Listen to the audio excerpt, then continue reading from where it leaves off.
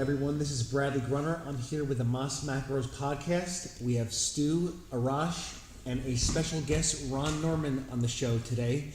And today we're going to be discussing retirement and comebacks. So, Ron, could you give us a little bit of a background of yourself? Started training in 1977. Was not your most likely candidate for a competitive bodybuilder. I was a fat kid built like a bowling pin. First competition was 1981. I won the WBBG Teenage New York City overall title, which was a big deal back in the day.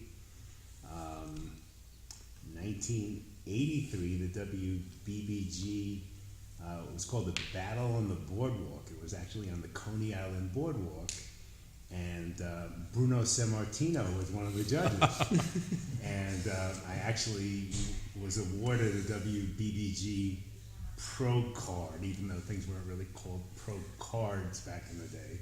That's a new phenomenon at that time. And I was just a young kid. I was 24 years old at the time. Competed in a bunch of natural organizations for a bunch of years. In 1997, started in the NPC. Many competitions in the NPC. Overall, between the early shows and the NPC, 60 plus shows, 48 firsts and seconds. Long career. A lot of trials, tribulations, injuries, surgeries, triumphs, defeats, and one of my more notable things that I did within the industry, I was the true coach of Kai Green in 2012 Olympia. I got to say that's a whole podcast in itself right there. Yeah, and I've kind of addressed that one in media quite often. So probably won't go there, but he's yet to get back in that type of shape again, and so I'm looking forward to taking part in the show. Oh, thank you. Yeah. If I could just say, Ron, first off, thanks for giving us the time. Thanks for coming here. When we were batting around this topic, we were thinking like who would have really good insight. The last 3-4 decades. As far as how the sport has gone, people that as they get older, as they get injuries, as they quote unquote retire, and then decide they're going to make a comeback. Who would have really good insight in this? And you've been through it all. You've been a competitor. You've been a coach. I made a few comebacks. Yes, there we go. Successful and otherwise. Successful and otherwise. But that's really what we're hoping to touch on today. And again, we appreciate you taking the time to kind of chime in on this. Sure. Okay. And people listening, if you missed it at the beginning, we've got Arash back with us now that he's not weak from hunger. Yes, Getting ready for the Olympia, we got Arash back at the table. Been looking to get back on here and do the podcast. This Olympia prep was tough. It's a pleasure to be back, and a pleasure to be back with our special guest, Ron Noreman. He's a good friend of mine. Became friends with Ron a couple of years back now. How many years back was it? 3 years back, and always picking his brain, and we always go back and forth, and we stop in the gym and have about 30-40 minute quick chats. And so it's great to have him on the show finally. It's great to be here. Yes. Now, let's go over how to put this. Is that how long can someone improve? I mean, some people have said before that bodybuilding is a, quote, old man sport because it takes so much time to improve and build the muscle appropriate to actually look like a bodybuilder, to be competitive. Not necessarily a skill per se that one develops at a young age, but we see these bodybuilders when they're really at their peak. We see them in their late 20s to mid 30s and even beyond that. There are some people who have looked phenomenal up until the early 40s, and certainly beyond that. But obviously, people get older. The body does not respond to physical training, nutrition the way it did when it was younger. How long do you think that someone can improve for? I mean, obviously there's just a few factors: injury history, just someone's genetics, life stressors, etc. And also, well, actually, let's just go over that question first. What is your opinion? I think genetics have a lot to do with it. My own personal experience, I was probably at my peak in my mid to late 30s. There was a certain amount of years training where your skin just seems to get thinner, and it's a little easier to achieve, peak conditioning. At the same time, you still have the ability to accrue the kind of mass you need to be really dangerous in open competition. A lot of variabilities. The people who've had the most longevity, if you look around, they all know, nobody wants to hear this, but everybody who had longevity trained with moderate to light weights.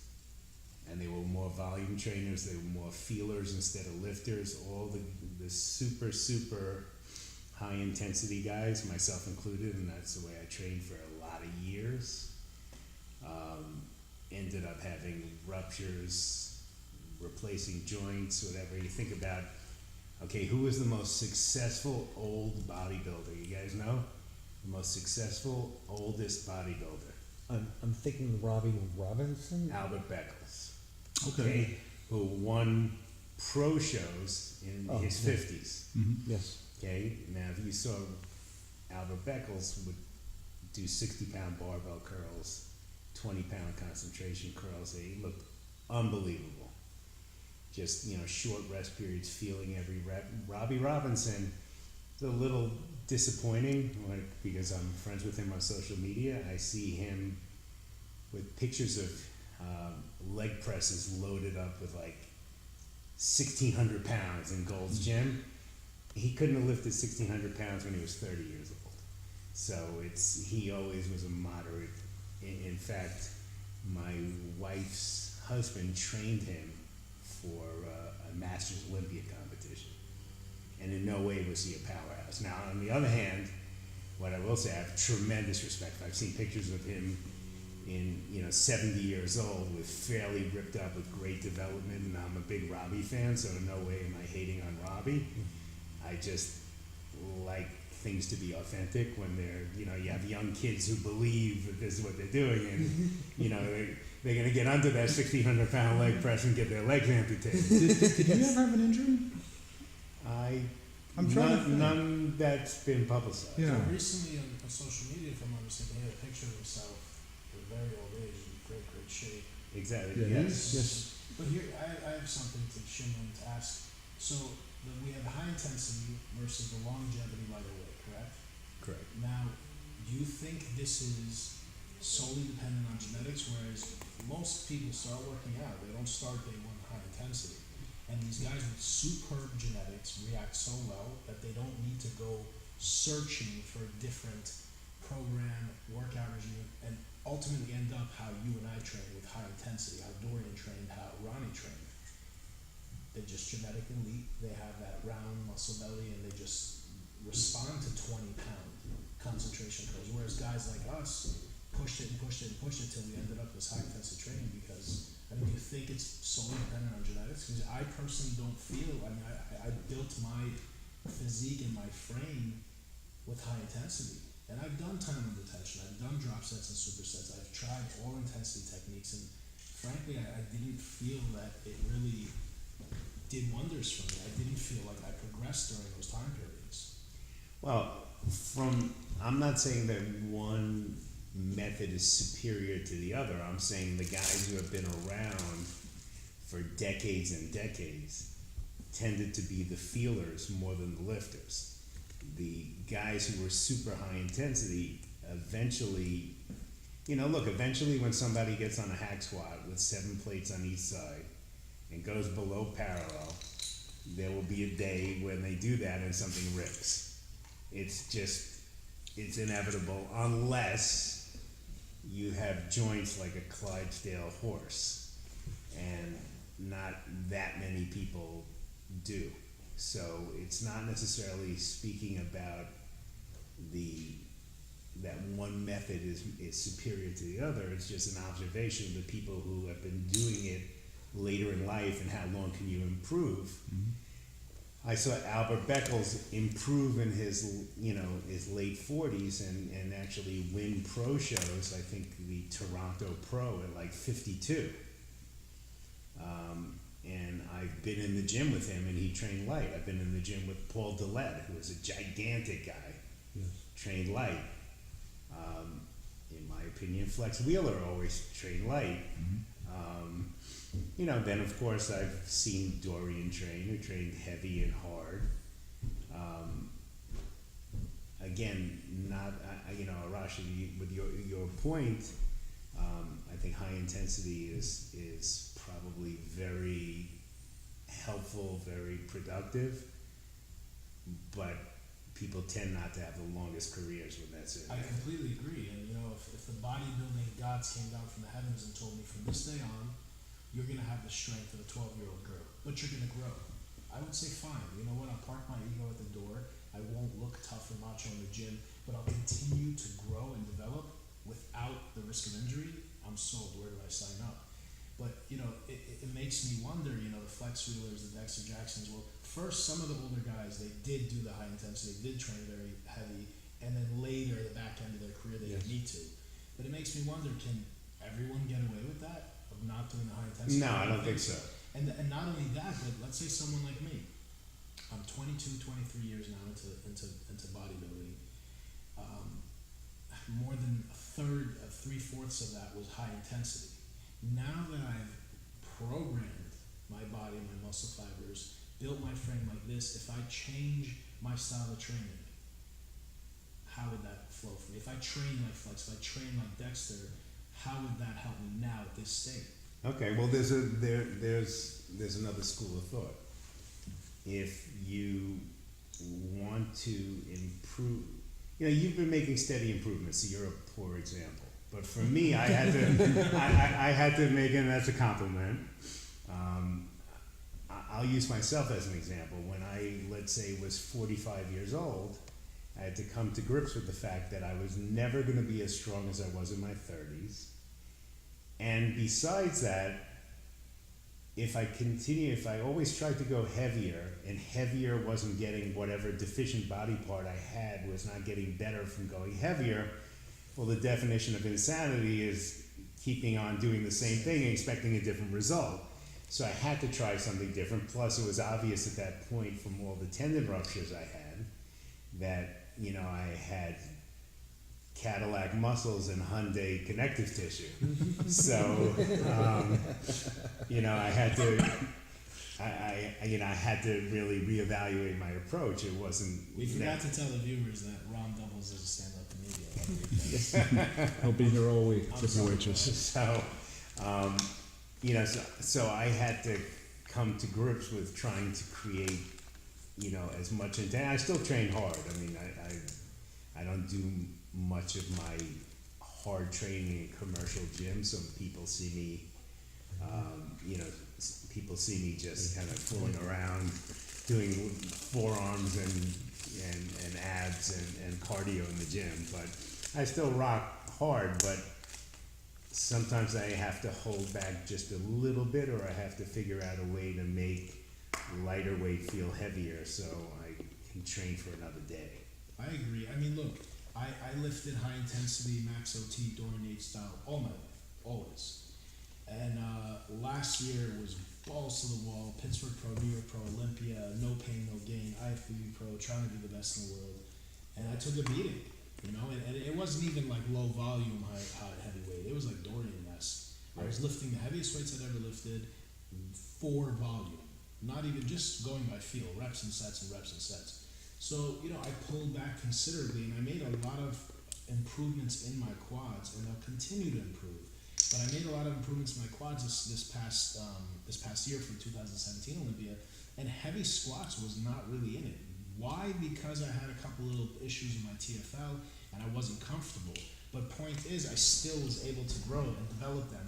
How did I do it? Really, really focusing on bodybuilding and not weightlifting, pushing through my heels, foot position, toe position, heel position, you know, but nothing was light, you know. It wasn't excruciatingly balls to the wall heavy. When I go really, really heavy, excruciatingly heavy, like close to 100%, I'm using a lot of other muscles. I'm tensing my toes, my kneecaps are locking, you know, abdomen, everything. So I pulled back a little bit, but still, there's a lot of tension. Still, it's a heavy load. I can't say I've done anything light for 30, 40 reps. Right. You know, but I did finish off a lot of light sessions like that. You know, it's just tough. It's tough because mentally you don't think, when you're not pushing to 85, 95%, you don't think, at least I don't think a lot of times I'm getting it done. Right, but now on the other hand, if you were looking to minimize risk but really have as much detail as possible, what you could do is, let's say for a leg thing, you could do leg extensions to close to failure. You get on the leg press with a fairly heavy but not absurdly heavy weight, take that to damn close to failure. Then you get on a hack squat and you have 3 plates on each side of the hack squat, and it feels like a goddamn ton. And you're safe, and it turns your metabolism into a choo-choo train, because you will be hot all day long when you do that kind of routine. And if you do another few things, that's the kind of things I had to resort to at this point in my life. And the other part for you personally, you know, once you get, I remember having this conversation with Kevin English when the 212s used to be 202s. And, you know, Kevin and I used to talk a great deal. And I was like, Kevin, you have the luxury of being as big as you need to be for this division. Yet all you need to do is refine what it is you have already. And there's a lot of safety in being able to do that. You know, when I see people having tendon ruptures, myself included, most people have been training 20 years or more. Most people start having that kind of stuff in their late 30s or thereafter. I just feel like a big part of it is genetic, though. Not only, you know, your tendon strength and if you're built like a racehorse, like you mentioned, but look, okay, Exhibit A starts training day 1. No one starts training like Dorian or Ronnie. He gets crazy results. He starts looking great. He's not going to push the intensity. Let's think of this. Maybe I'm wrong. Do we know any bodybuilders with Phil Heath, Dexter Jackson style genetics, round muscle bellies and crazy, that trained the way Dorian and Ronnie did? I don't think so. Well, you know, I think Dexter, and this is smart, because I mean, he's made adjustments. He's talked about Yes. that. You know, Well, Dexter and doesn't if I use free weights now, but how did he train when he was? well, no, what I'm saying is, I think he uses a lot more machines now. All machines. Okay, and I recall, and this is going back to, you know, probably something I read in Flex magazine, Lavroni talking about using more machines later in his career. Now, let's be honest, how many of us, when we stumble into the weight room, are thinking, be honest, longevity? Okay. Well, I don't think we are. now at this age I am, but look. Well, you are. But what I'm trying to say is, okay, Dex, did he ever train like Dorian or Ronnie? If I'm No, not I don't mistaken, think he no. ever had to train Okay, balls out. so Dex style genetics, Phil style genetics, got the vast majority of bodybuilders with that style freaky responders to nutrients and to training with the round muscle bellies. I don't know of anyone that really ever trained with that high intensity, so it wasn't needed. Kevin does not have, he's a super responder, he's a freak of nature, but he doesn't have that round muscle at all. And Kevin, okay, later in his career, maybe he did lift lighter, but he lifted excruciatingly heavy in the beginning. Well, I know he was a powerlifter. I mean, I think we've all, you know, read those stories. Freakishly strong. Right. I've never seen Phil or Dexter or Flex, these type category bodybuilders, ever lift like Dorian, Ronnie, or Kevin. That's my point. Okay, so you're really pushing the whole, I don't know what, going out on injury, if I could call it that. No, what what I'm he's saying saying is, what I'm saying is, Arash starts training. Okay, Arash makes improvements. A little bit more, a little bit more, a little bit more. If I just wake up looking crazy, round, full, hard, like Flex, Dexter, and Phil, I mean, if you guys go back and look at them, the first 2-3 years of their training, it was obscene. I didn't make those type of improvements. If you make those type of improvements, are you gonna go and start searching for different workouts and start pushing yourself harder? Yeah, no need to. No, because what you're doing is working. That's my point. So when you look at the guys that really, really pushed it, they didn't have that style of genetics. Ronnie is a total exception. He's got all the all the bases covered as far as genetic capability, and also the genetic structure to handle heavy compounded weights. That guy was apparently Well, not. yeah, he was a mess. okay. I mean, how long did he last? How long did he last? Into He his lasted 40s. until about Okay. 47, So yes, but he then had he had a to- complete, well, besides tear. I mean, Guys, most guys cannot train the way Ronnie did for 2 or 3 seasons without being sidelined. That guy was placing top 10 for how long? Wasn't even placing right. top 10. And if you watch his training, his form was far less than optimal. Yeah, nobody has Yeah. that at good form when they're at that level. But again, genetics. His form was less than optimal, I agree, and look how he developed.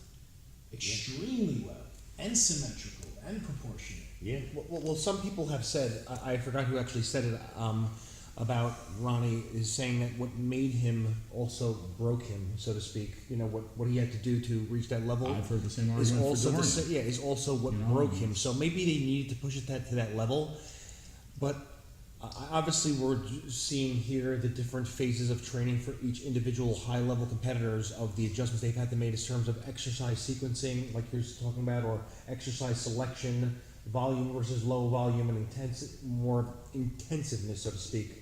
What I mean, if I could have done it all over again with the 54-year-old brain with the 35-year-old body, Yes. I probably would have made the switch to being more of a feeler and using intensification techniques rather than heavy. You know, I was. You didn't know me when I was in my peak. People used to come and stop what they were doing when I trained legs.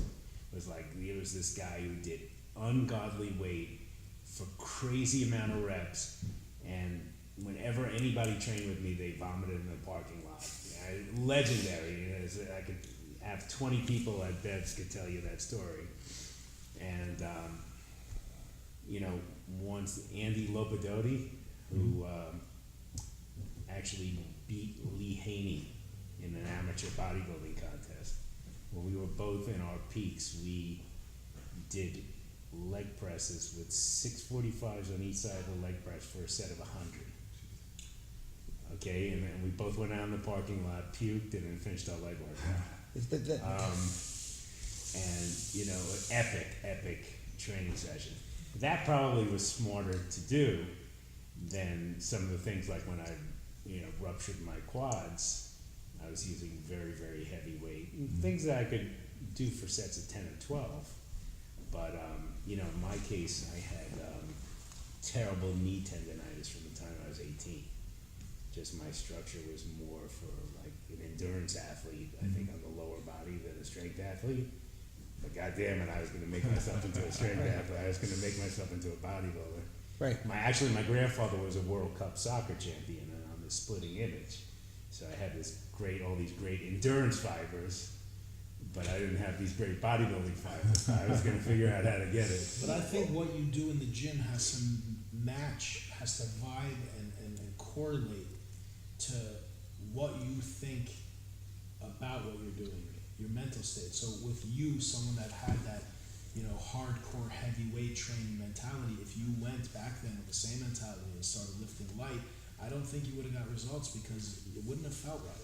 Not like I would have. There were a few years where my knees had such bad tendonitis. I remember one of my most productive things that I did in legs. I would warm up, and then I would do the same weight. I would go up. I'd warm up well. Go to my top weight. 40 reps. Try to take 2 minutes rest. 30 reps. 2 minutes rest, 20 reps. The 30 rep one was the hardest set, in my opinion. Because you can see the light at the end of the tunnel on the 20 rep set. The 30 rep one was you have the fatigue from the 40 reps. Yes. And my legs were huge. I would do that on extensions, leg presses, hack squats, and then another movement, another pushing, pressing, squatting movement.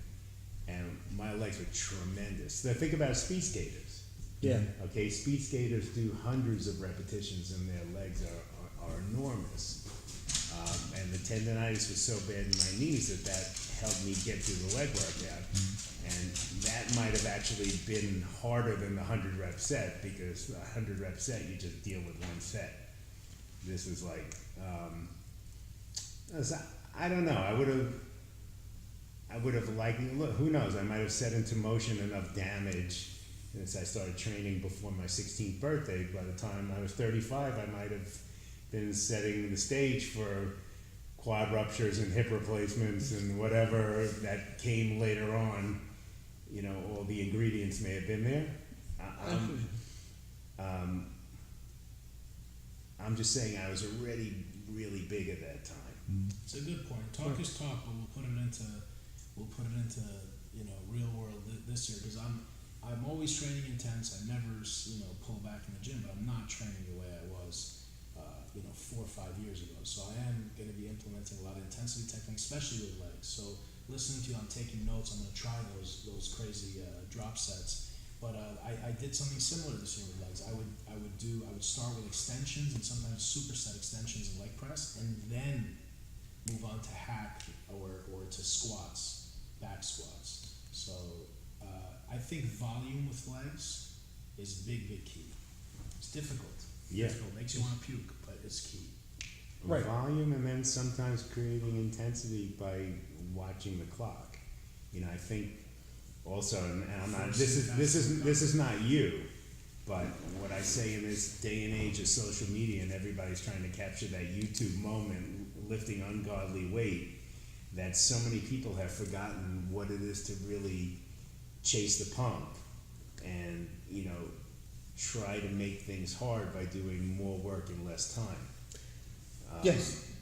No, that's what I actually noticed was quite effective, being less rest periods, but you could work up to tolerate less rest periods, be more durable with less rest. I mean, something I always wanted to say in a show like this is that everybody always reminisces to a great extent of how great the physiques were in the 90s and the early 2000s.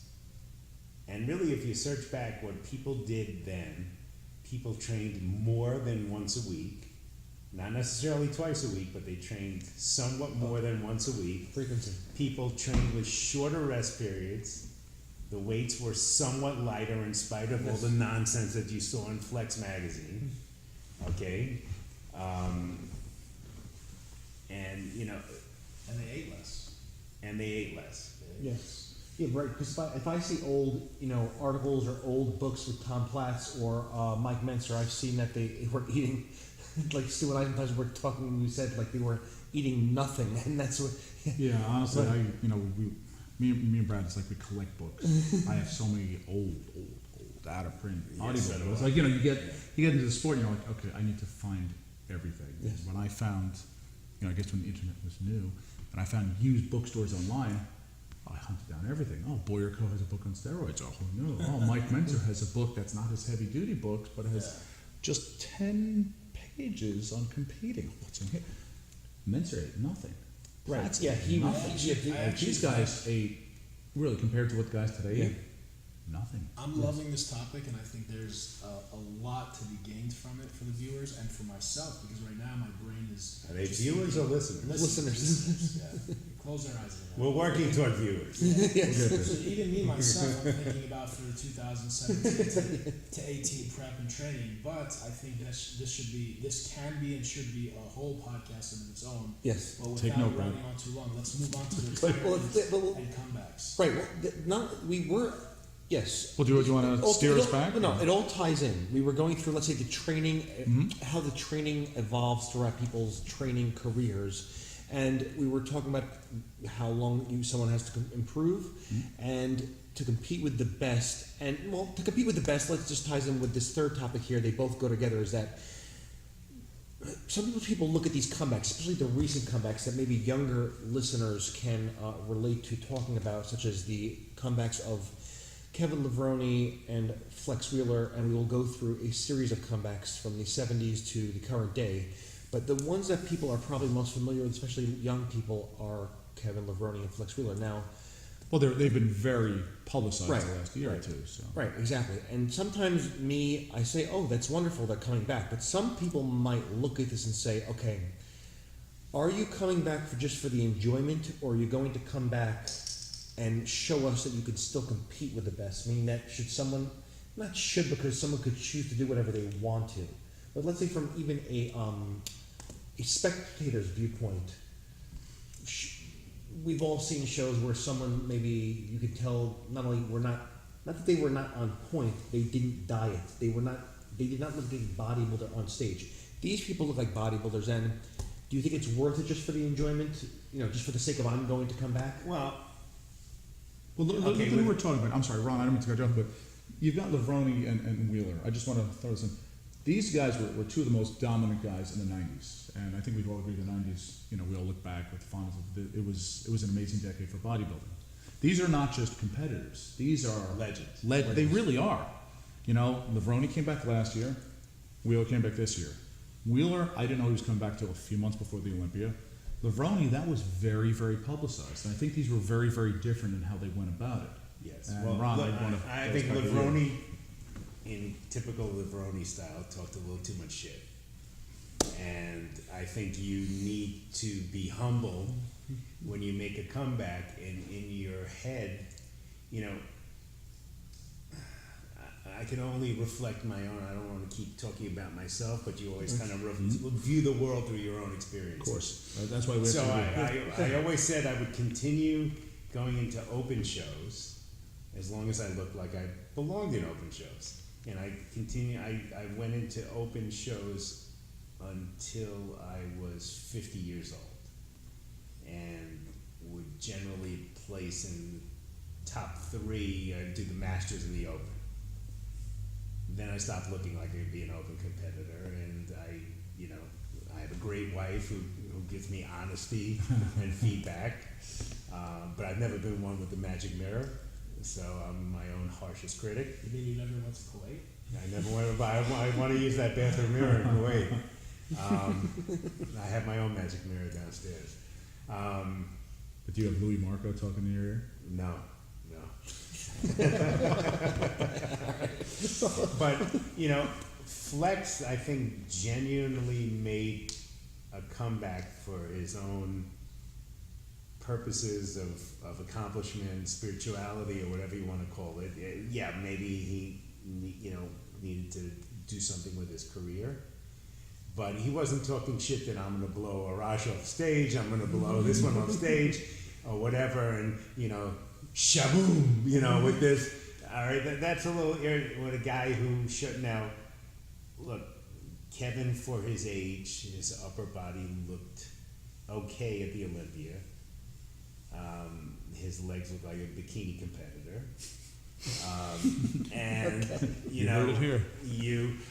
In fact, I think Flex Wheeler's legs were bigger as a classic physique competitor than Kevin's.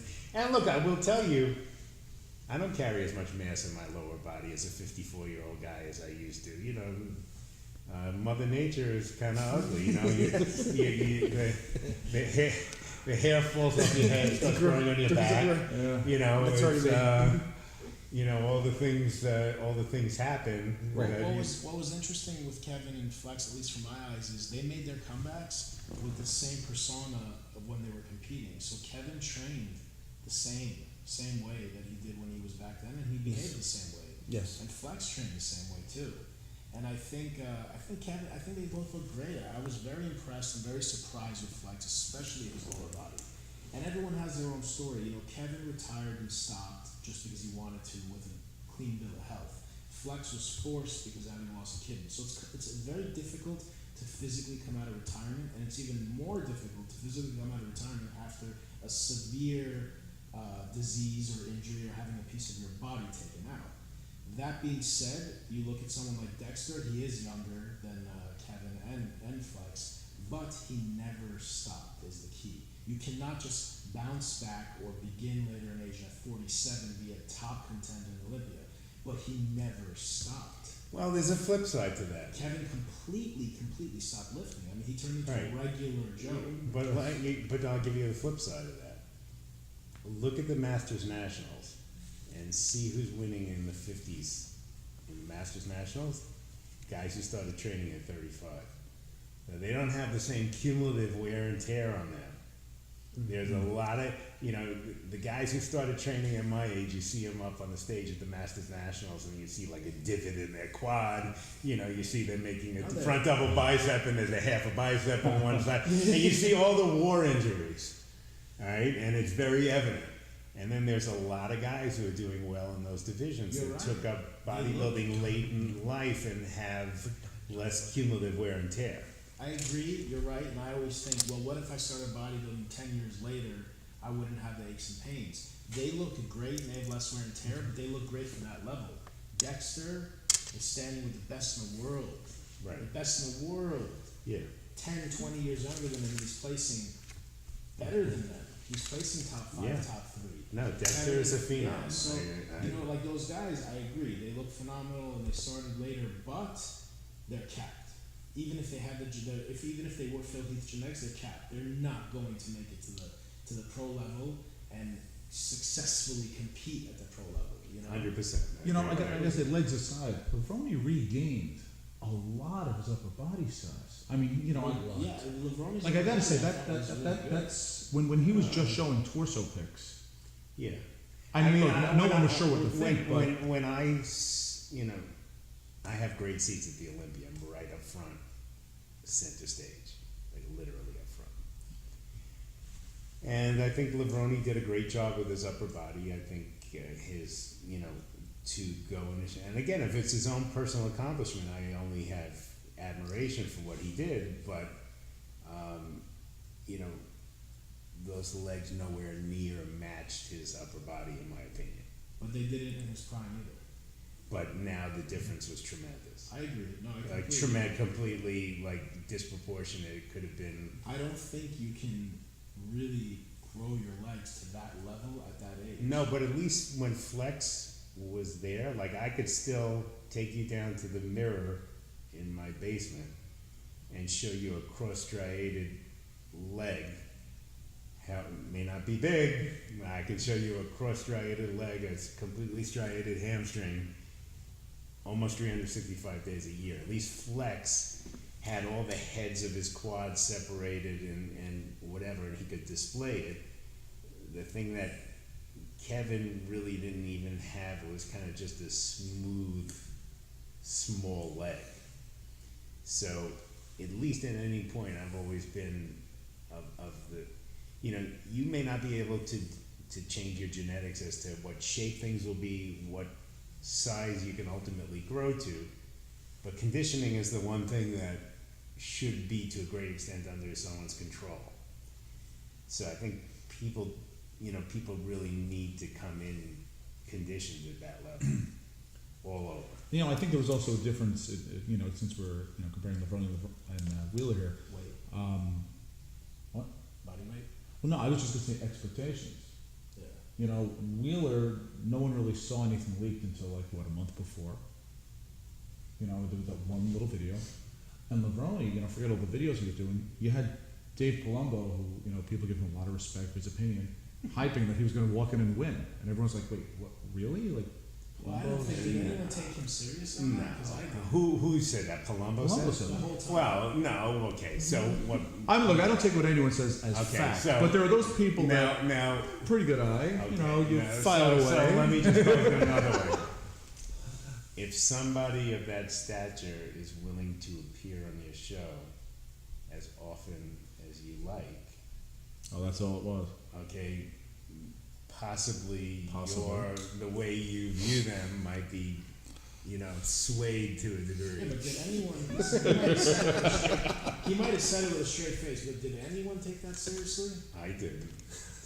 It's not. Listen, I it's thought not it would be a possible. great achievement if he came in top 10. Yeah. I would have taken my hat off to the effort. I'm listening when I kid around when I say legs like a bikini. I have respect for anybody who has the balls to get on stage. That's their journey, and just having been that person and having been very unsure of myself a lot of times, especially in my younger years, I applaud anyone who has that journey. What did he place? He finally placed 10th? No, Was that his, what was his, I don't remember his placing. dead last. Dead last. Oh, he was dead last. But you know what, Dave accomplished what he was out to accomplish. What are Right. we in right now? October, and we're still talking about what Dave Glover predicted. Well, we got nothing better to talk about. Well, let's take a step back further. With that said, let's take a step back far long ago into the 70s, and we'll go over a comeback by. We got a comeback by Arnold in the 70s, right? That's when it occurred. What is it? 80. No, Arnold came back in 80, but wait, Right. He made a comeback. Oh, he came back in 80, and Came then back Franco Frank Colombo was a Colombo. few years later. Yes, let's talk about. Well, these guys. Did you want to hit Arnold first? Yes, we'll do the people. These are people who competed in the 70s, and so I stand corrected. I was only 9 years old in 1979, so therefore I'm going back. Might not have the dates correct. However, now that you're saying it, it comes back to my memory is that we had Arnold coming back in 1980 and Franco Colombo Yeah. coming back in what? 81. 81. yeah. Yes, that's the year that you listed actually.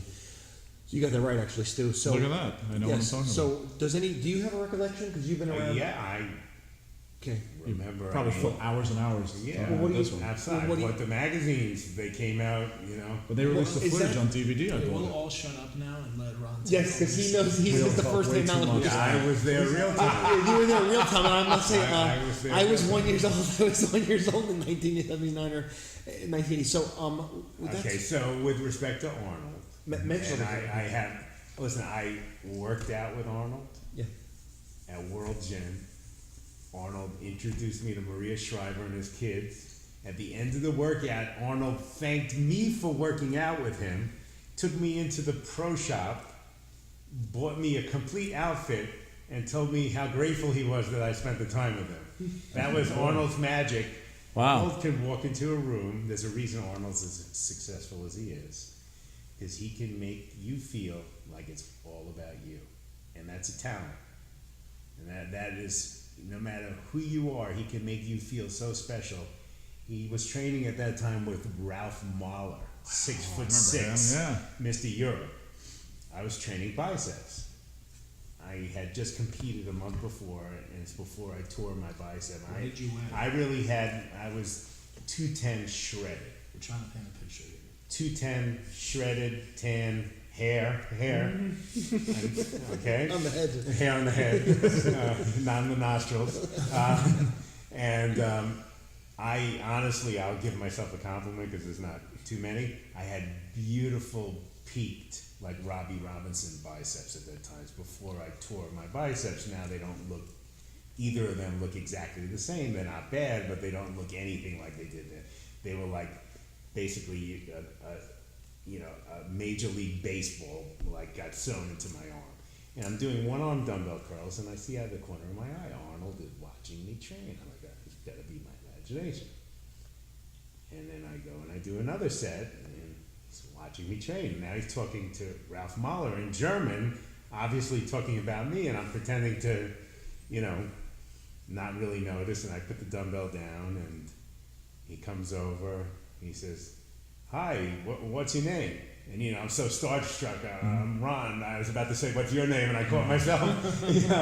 So he goes, "Wow, you're going into a competition?" I just competed. Are you gonna do the accent? Because we know he doesn't sound like that. I can. If we had Rick Collins here, he could do the accent perfectly. We got to remember that. Yes, he does the best Arnold. Well, he has great acting.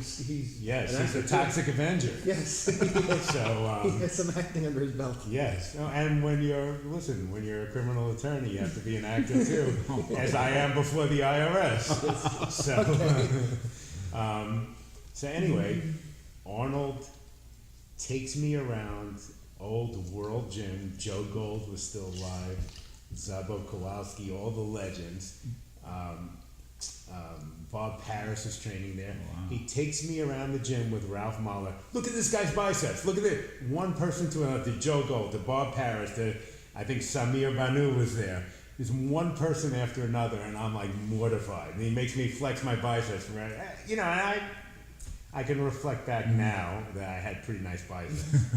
And then, well, where do you live? New York. I'm here on vacation. He said, well, I'm training back tomorrow. I'm usually here at this time. Do you want to train? And I'm like, now I trained biceps that day. It wasn't, but I was gonna do. I don't care if we wanted to train big toes. I was gonna train big toes the next day. So I met him, we worked out, had a really nice workout with him and Ralph, and then, Maria walks in, Maria Shriver, and he introduces me to the twins and whatever. So I have a great deal of information. I went off on a large tangent. No, it's great. Isn't that what you were accused This of? is actually a great story. I've never heard. I've heard a lot of Ron's stories. This is a fantastic It story. is. Keep going. So, I'm so just I had- doing the Arnold Classic just to meet Arnold for the first time on stage. he actually even gave me his answering service number. He told me he had such a nice time hanging out with me. So, really where I was going with this is that I have the utmost respect for Arnold. But if you call it completely objectively, the guy who put bodybuilding on the map internationally, which is Arnold, made a comeback, and nobody was going to say that he's not going to win the Olympia. Because I don't think he was the best guy that day. Now, there was a little controversy, but he was very respectable. There was controversy. Then the next year, Franco decides, well, if it's good for him, it's good for me. Franco looked terrible, and actually, I believe that Tom Platz went into retirement over that decision. If you guys are I think that was bodybuilding like his last historians, contest, he felt so jaded about what he thought was a fix, and in truth, Franco's legs were just horrible. He always had that beautiful split chest and nice lat to waist taper, but he, was no Mr. Olympia. Well, he had an injury, didn't he? He did something to his leg on a TV show. I think yes, on Like that. what was that? Battle of the the world, Network the Stars world's or- strongest was the man or World's Strongest Man? something. I think he was carrying a Yeah, he fridge. was He was carrying a Yeah. refrigerator and he tripped on an ice cube. Yeah, Just kidding. that'll do it. He was carrying a This is why, refrigerator. this is why and took a Arash bad won't step. help anyone move. Do not call me if you need to move. I want nothing to do with it. One ice cube, your career's over. Text me when you're done. Yes. I can let you know if your move is deductible or not. That's the extent. Well, that's some very interesting insight from a time that I was not even aware of bodybuilding, obviously. And speaking, of that time period of the '80s, that era, we also had Sergio Oliva making a comeback in that era. Also, do you have knowledge of that? Yes. In Chicago, I believe the Olympia was that year. What do you think of that? Or was it the Felt Forum? I can't recall, but I vividly remember. I think he placed something like 8th. He didn't place in the mix. There was a lot of hype going into it because really he was one of the first true genetic freaks in the steroid era, and he just was legendary. And he came back, and in that lineup with modern bodybuilders, he looked fairly ordinary. Well, that was Haney, right? That was Haney won that year. I think. Yes. And Haney was, people listening now, I I don't mean- think they realize how dominant Haney truly Right. was. At But the time. that's another example of Haney never had to train the way Arash is talking about training. Mhm. Okay, Haney, I was in Haney's gym in Atlanta, and I've been in the gym with Haney. I've been, again, because I've been around so long, I've been in the gym with a lot of people that you guys would consider legends. And I've been in, Venice when Charles Glass was taking Flex Wheeler through leg workouts in the real, when he was in his prime. The same right there. So I witnessed a lot of these guys training. And how were those workouts? He was squatting 275 pounds There you go. Well, I think that for sets of 10. I'm telling you, I believe my theory. I forgot who it was that said that he got. Wait, I don't mean to cut you off. No, go ahead. I forgot who it was who said that he get as much as he needed out of a 185-pound stiff leg deadlift, and I forgot who said that, and it was remarkable when I saw that one time, and that's what we're seeing now with you saying that Lee Haney was squatting 275 pounds. No, I wasn't thinking about Lee. That was Flex. But Lee Haney Wasn't so only. far off. Lee Haney probably squatted with 315 very occasionally. He probably could bench press as much as he could squat. Okay, and then I have clients and friends that will lift more than that eat a ton, take every supplement under the sun, and they don't even look like they work out. At the end of the day, what hails supreme, number one, first before everything else, is your genetics and what you're hardwired for. One thing you have to understand about Flex is he is the epitome of art of illusion. The guy looks massive, but he's not. He is never very, very heavy, and his bone structure is very, very small. So for him to look big and massive, the way the muscle bellies, how round they are, it's all illusion. He'll look at 215 like an average person will look at 230. Right. Well, again, at my opinion, the best he ever looked was the Iron Man. I think it was 1999 or 1998, and he was 218 pounds, and he just looked insane. I think it wasn't 90. It was definitely not 99 because his favorite look of his and mine was 99 English Grand Prix, and he was the biggest. That's the famous lighting, the famous show, where that even that razor head shaving commercial that he endorsed, the picture that he used, where he's looking down, it's from that show with that crazy lighting. Everybody looked great at that show, but if you ask him what his best was, he'll tell you that because he just told me that last week in Kuwait.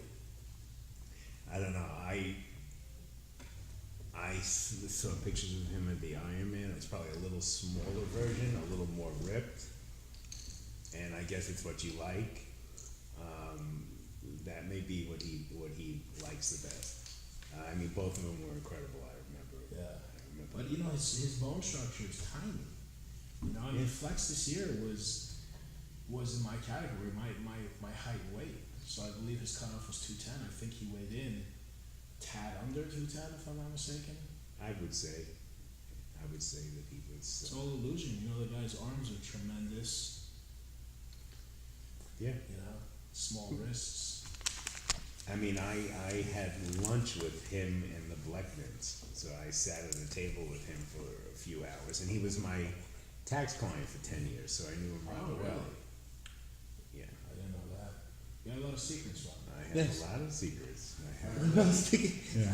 What are we moving on to? Well, speaking of the secrets, we're going to go into a new era again. We went through the 70s comebacks. We went through 80s comebacks. Well, kind of in the 80s now, and I Well, think yes. Well, we went through 80s comeback of people who had their peak in the 70s, and then we went to Sergio, who came back in the 80s from the 70s. Now we're going to move on to the 90s, and actually we have a few people here, but we'll go through them one by one. I'll just rattle them off, and then we can go through them one by one. We have, of the 90s, we have Samir Bannout. Then we have Juliet Bergman, who was a IFBB pro female bodybuilder who was I'm pretty sure she was early 80s. competitive in the Yes. 70s and 80s. And then, just to throw this out here, when I was looking at the magazines when I was pretty young in the 90s, I remember, if I have it correctly, that I actually saw that maybe this is Masters Olympia's competitors. I think they were Ferrigno and Casey Viator, and I think that it was not Mike Quinn, but Jim Quinn. I saw him actually compete at the Night of Champions when I was there.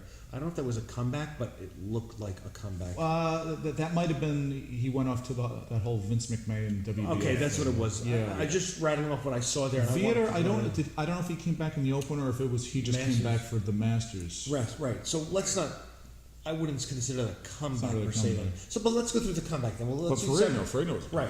Let's do let's go over Samir Bannout. Now, I don't remember that vividly. I remember he did it, but do you remember the actual details of that comeback? Yeah, I mean, Samir looked incredible in 1983 when he won. It was also an era you were coming out of the Zayn era. Okay, so it was a lot. The size of the Mr. Olympias were a lot smaller. Well, I think you had Dickerson in '82, so Correct. Samir, I think, following Dickerson. Correct. I think Dickerson was not even 200 pounds. Mm-hmm. Dickerson was probably in the 180s to low 190s. And what was his height? He wasn't that big. He wasn't at 5'7", I would say, tops. Tops, and I know a lot of people criticize that he had visual injuries on stage, but that year I think a lot of people and Ron, totally correct me if I'm wrong here. Following 1981, The a lot other of thing people were just peculiar, like, about Dickerson, he had very sharp elbows, whether those were I've seen that, arthritic, I don't know if there was extra calcification there, but I saw him win the Night of Champions, which was the predecessor to the New York Pro then, and he outclassed everybody. I mean, I saw a lot of guys win. I saw Lee Labrada win. A lot of small guys. Mohammed Benzania win the Night of Champions. The Night Champion night, Mohammed Benzania, because I guess they were trying to do like some kind of spoof on, they were trying to make it more entertaining, maybe to combat Vince McMahon's thing. So Mohammed Benzania came in. They wanted to do a whole Middle Eastern thing, and they had Danny Padilla. Broke out of a telephone booth, all right, and then he posed to Short People, that song Short People got, and so Benzania comes out on a camel who took a huge dump right on the stage, and it was epic. But he was glow in the dark conditioning. I mean, you look at the conditioning of some of those guys. Then Benzania, glow in the dark. Who's the German guy? Munzer. Yes, Munzer. Glow into the, ridiculous. Eduardo Koak, absurd. Eduardo was so lean. He looked ill. Even what was the other guy? And he was a big dude. He was a big, thick dude. Sherlock, yeah. That guy The was Rolling Truck. shredded. That guy was shredded. And The standard was different then, man. The conditioning, I think they got judged very, very. Even I was having this conversation a week or two ago in Kuwait with Flex. We were sitting in the lobby talking for 2 hours, and he was saying, the judging criteria, and we're not even going that far back. We're talking the '90s with Flex. They were very, very tough on conditioning, and they judged a lot of things. They judged their posing more difficult than they did today. Their breathing, their control of their abdomen. They truly, truly judge these things. And everybody was so good and everybody was so conditioned that they could afford to judge those things. Because if everyone is that conditioned, but this guy's not able to hold his stomach in or his breathing is bad, you're out. You're bumped out a few points, So things have changed. Bodybuilding is changing. It's evolved just like muscle cars have evolved. The guys today are much, much bigger, but they're not as conditioned. I think that's fair to say, correct? fair to say. All right. Fair to say. Are you familiar with the comeback of Julia Bergman? Yes.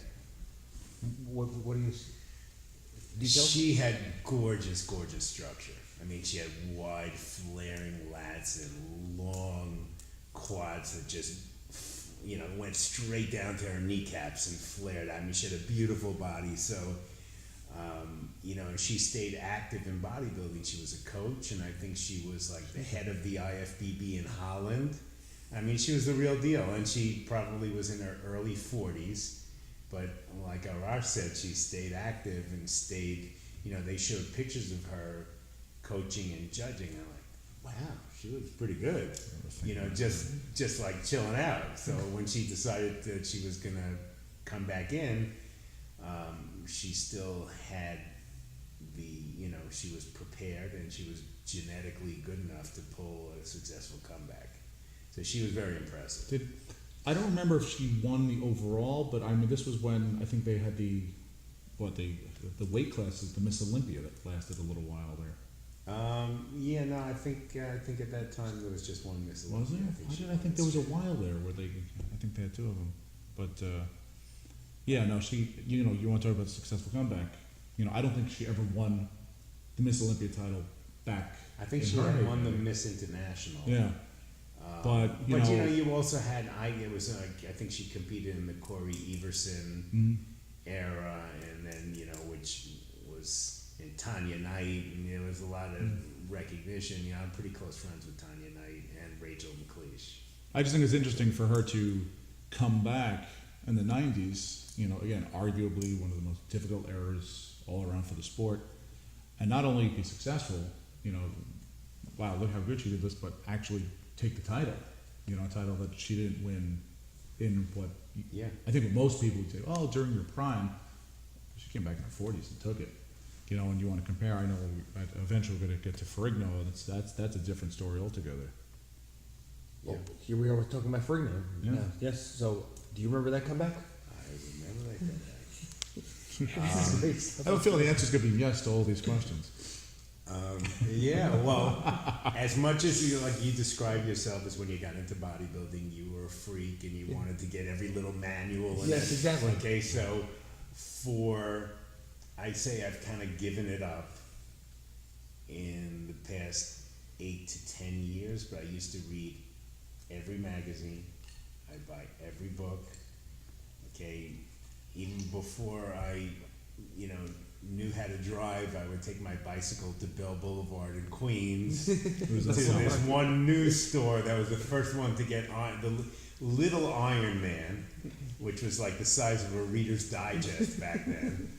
And so I had been reading those things since 1977 until about 10 years ago. And in my opinion, the content about 10 years ago changed, and leave it at that, because I have friends in the industry. So yeah, Ferrigno's comeback, Ferrigno got pulled out of bodybuilding by Hollywood in probably the peak of his career, and decided to make a comeback because I guess he felt he had unfinished business. But he had, 70s legs in the 90s, and it wasn't enough. And 70s conditioning, maybe he upped his conditioning to 80s conditioning, but it wasn't 90s conditioning. So what I He thought, could still pull a sick most muscular. Yeah, I think that was like his only really good pose. And all the other ones. In fact, there was, in his comeback, there was a really short Italian bodybuilder. Flavio Bacca. Right, thank you. Yeah, I'm probably brutalizing this last name. And they had a few fun pictures where they did one of the call-outs, which was obviously to entertain the crowd, where they had 6 foot, 5 Is it or 5 or 6 foot 6? He's a big dude. Ferrigno. I had a dumbbell row contest with Ferrigno. It's another fun story. That was kind of funny. The shortest guy was barely 5 feet tall, posing down against Ferrigno, and I think those are pretty famous pictures at this point. What I recall being interesting was, and this is going back to like the 70s. Ferrigno 6'5". I think his stage weight. I know Arnold. They say his heaviest stage weight was like 235, and Ferrigno in the books. Again, it's going back. I don't know if I'm recalling from the original Pumping Iron book. I've got so many textbooks and stuff from back in the day. The figure I always had in my head was he was 265 on stage. Well, there's a big difference in height with those two. Well, hang on. Okay, I'm not even going to compare with Arnold. I'm just saying, at the time, 6'5", 265 is monstrous. Right. When he competed in the 90s, the number they threw out in the magazines was 325. Yeah, nonsense. Now, even if he's around 3, that's a huge change. Well, I would say for a guy I don't easily in know if his that's 40s. accurate, but at 6'5", that's what he needs to be at. Oh, that's what he needs to be at. But 265 is the norm today. I'm just saying, if you look at those photos, his waist is the thickest it's ever been, and it draws attention to his lackluster legs. And I Right. think the fact that I think he placed 10th, Yeah. and I still remember reading the contest review. I'm sure Peter McGowan wrote it, and the tearful Lou Ferrigno backstage, and he says to his wife, it's like, I'm the 10th best bodybuilder in the world, like it's an accomplishment. But it's like, on some level, he really thought he was going to come back and win the Olympia. I honestly believe he thought he was going to come back and he was going to win this contest, like 20-something years later. Yeah, I think he did.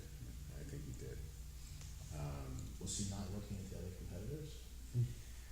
Because it evolved. The legs back on those It guys. evolved tremendously. The legs back on those guys and the conditioning was just not what it was Yeah. 20 years, even 15 Well, that's the thing. years. Also, when you're a celebrity, this is the biggest danger, and the only one at this table that you could have any danger of, because nobody gives a shit about us has-beens.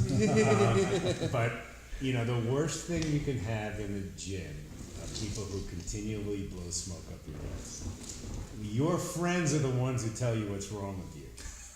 All right, That's how it the goes. people who mean nothing to you tell you how fucking wonderful you are. Watch Arash's face as you're saying. No, this does not refer to me. I always say do not take anything personally, and I don't refer to negativity. I refer to positive comments as well. I'm my biggest critic. I tear myself apart. I know what I need to work on. It doesn't matter. My fans will always say I'm the best and I got robbed if I don't win, and they'll say I deserved it if I did win. And the guy that I beat, his fans say the same thing. So you got to take everything you hear with a grain of salt, and you have to have a very unbiased eye and a non-delusional. I have to ask you a cultural question. Yeah. Is there something in the Persian culture, a compliment when you call someone king? So when I look at your social media, like people, king, and I'm like, well, either he's freaking royalty or What about King or Kamali? you're I was just gonna say- giving him a compliment. Well, They think he's Kamali. Yeah, like King Kamali. What's his first name? Sherry? Shahriar. Is there a significance to, and you know that kid I'm friendly with the blonde wife who's Persian in the gym, Yeah. and he describes some people back in Iran, he was like a king. And he uses it very, very liberally. It goes back to ancient Persia. You know, we hold kings in high respect, Yes. and I think every culture does, but they may just hold on to it a bit longer than other cultures. It's my, Well, do I have to Compliment. call you Your Highness from now on? Please. Well, we go to Burger King and get one of those paper crowns. I mean, my wife calls me Your Highness, so it's only fair that I do that for someone. I've yet to be nicknamed, actually. There's some names going around, but nothing has really stuck, and I'm not one to really nickname myself. It's gonna happen now. That's Yes. Now that you said that. I know. what would The worst are this is the worst thing that you can do. The biggest social, it's like the Cosmo Dome page is getting the Cardillo belt with like the nickname you give yourself, like the Truth. There was a guy who used to Cardillo. the Truth. My belt has my name on it with a silver Sharpie on the inside of the belt. The outside is black. I knew you would never do that. I'm just saying, another guy. I witnessed it often enough, and I still contend. See, if people don't know that you're here, I'm gonna make a lot of friends, everybody. If people don't know that you're an IFBB pro or any kind of pro or anything, all right, does my social media thing say Ron Noreman, WBBG Pro, CPA, CGMA, whatever? I can, say how many digits I have in my investment accounts or whatever. If people don't know that you're an IFBB Pro, then you're not freaking good enough. If you have to have it on your belt or your social media title, then sorry, you're doing something wrong. I always say, if you're good, people will see. If you're great, people will see. If you're not, people will see. They're not dumb and blind. So just keep your head on, keep your head down, keep your hood on, do what you do, and if you're good, people will notice. exactly? Now, one other thing before we wrap this up, though, being that we have all these interesting stories. Are we wrapping? I thought I keep thinking, oh God, we Well, got a we're ton. gonna, This we're is gonna great. wrap it up, but I mean, being that you have this pretty cool demeanor about discussing things so in depth and transparent, if I will call it, actually, is that the proper word? Is that? Well, let me ask you something. If I appear in tax court and I have to fight with the Internal Revenue Service or a judge about 10, 20, $30 million of a taxpayer or a company's money, should I have like a sheepish personality? No, you need a little brashness. but you might not be as. Would you be as transparent when you're trying to do that? But let's just use that word for now. Let's just say I'm an animal. All right, good. I see what you would need to be. Put that on the social media. Is that did you? I mean, is it so? Okay, so you can relate to this. We always talk about this. Let's just put it all on the table. Just put it all on the table. I recently saw someone post on a forum, a very funny forum, a very trollish forum, saying that the guy asked in the thread, is it something like, is it me or is everybody most people in the gym, are they mostly out of shape or mentally ill? Right? It's him. It's him. It's him. It's him. Yeah, I see what you're saying. Yeah. But the thing is that in your time, like you've probably been to Venice Beach a few times, right? A lot of times. But I was in Venice Beach during the golden era when you were in Golds in Venice and you looked around and everybody all the legends that you saw in the magazines every month was there, and that it was so much so. It was really interesting back then. If you were an equipment manufacturer, back then it was before all the equipment was made in China, and we had a lot of domestic manufacturing. Right? So, equipment companies, they would be like an Icarian room. They would be like a Nautilus room. And you just to have your stuff photographed with the best bodybuilders in the world, they would give the equipment to Golds just in order to see those people. And it's like, wow, that's that yellow power.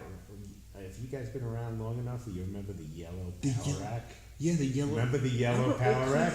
So I squatted in that yellow power rack. And that yellow power rack, every single was in Muscle and Fitness and later Flex.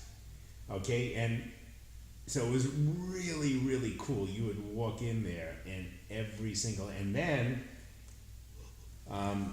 there was the multi-story World Gym.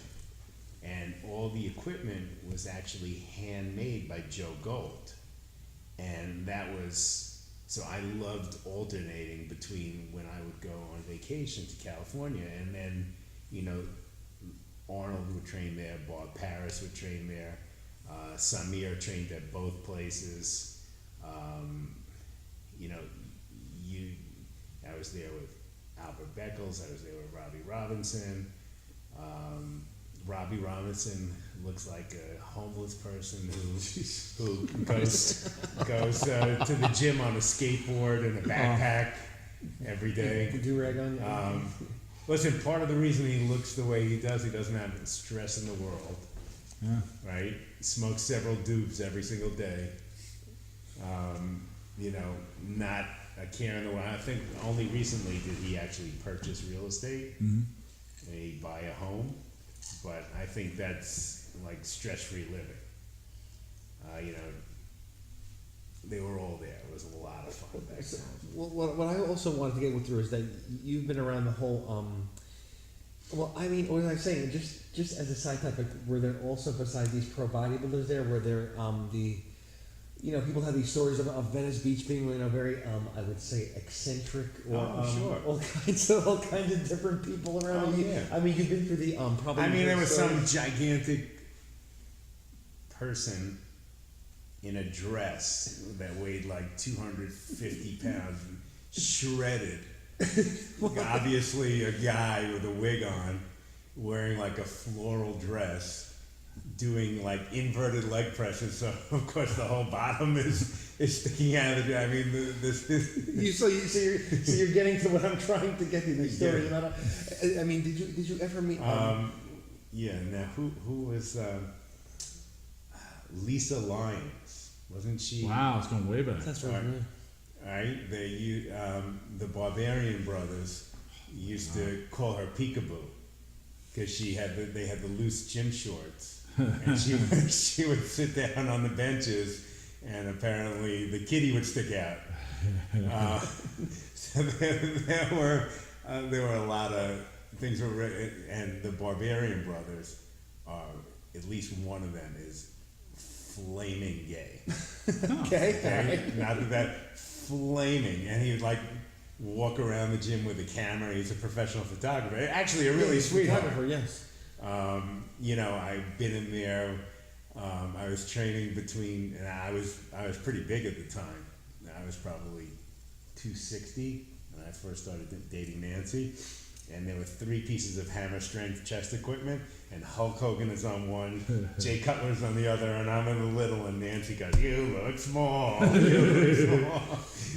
There's some hysterical stories that I want to pick your brain about also after we get off of this show. Yeah, that's a whole topic. Yeah, honestly, that would be a Ron whole will have you topic. back, and we'll Yeah, do a exactly. whole So like thing. we got to do a thing about Venice Beach, or just the whole '90s scene through the atomics and Zumbas and headband and neck showing. Oh yeah. Sweatshirts, that era. So it was great, and I really appreciate that you could share all your knowledge and experience and observation and you know, wisdom on training and nutrition with us. So it was great. Thank you very much. Thank you so much for having me. It's a pleasure. I'd love to be back.